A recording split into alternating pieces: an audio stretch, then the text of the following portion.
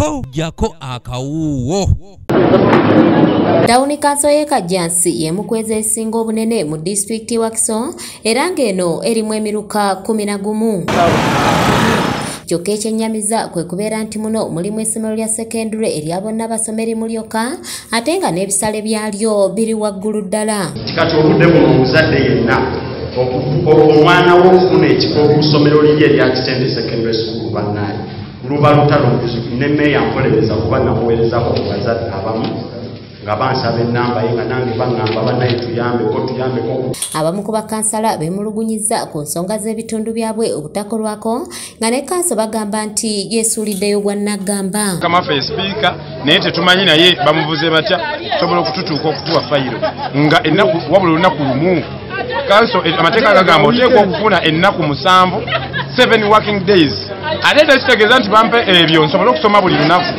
Bampa munaku 7 noonyeemu olunaku. Bano era bawakanyizza ekya kanso okuteekawo etteeka ku baboodabooda nga bagamba nti empapula ezikwata ku tteeka lino bazifunye ekikeerezi ne batasomaamu kusobola kulyekenneenya. Oluusi kati leero babituweredde leero mu kanso ku makya gano aga leero omuntu n'akuwa polisi erina empapula 8 naye ayagala ogimuyisize nga tomanyi na kirimu.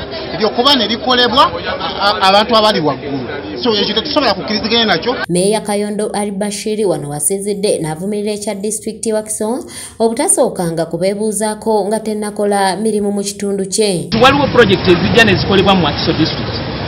For example, waliwo ebizimbe ebijja ne bizimbibwa mu Kajjansi Town Council oba mu Masuuliita oba mu Town Council endala. It is true be balina okikola. Naye ate obuvunaanyizibwa bwe tebasobola tuukiriza buvunaanyizibwa bwa supervision nga bali ku ki? Ate ogwo omulimu baba bagutika Town Council engineer. Kati ate bo bwe bajja ne basindika obusindisa abaki abakozi. Ono era akiikidde ebitongole bya gavumenti ensingo ebiremezaawo akaveera kagamba nti konoonye nnyo obutonde bw'ensi. Kuba kati bw'otunuliranga obuveera gavumenti ebuwera kyokka ate era yeewa layisinsi abantu abo abakola obuveera.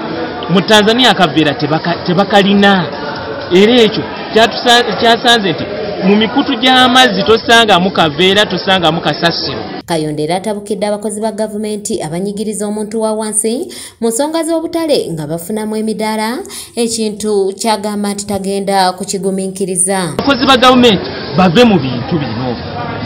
Eyali Kaawe wa Kiso, eyali ani, eyali Kiba, bakansalas, we should go out of this. Tubiveemu omuntu wa bulijjo abeere nga yenanyini ki business. Tutande ku monitoring. Kanyike Kevinizi yakusakidde eggulire lino ku lwa ABS television. Kampala abantu bo mu Kajjansi tetubadde ne gazetted stages. It's high time we've done that. Katugenda kudda kulaba tugazetinze stage ki.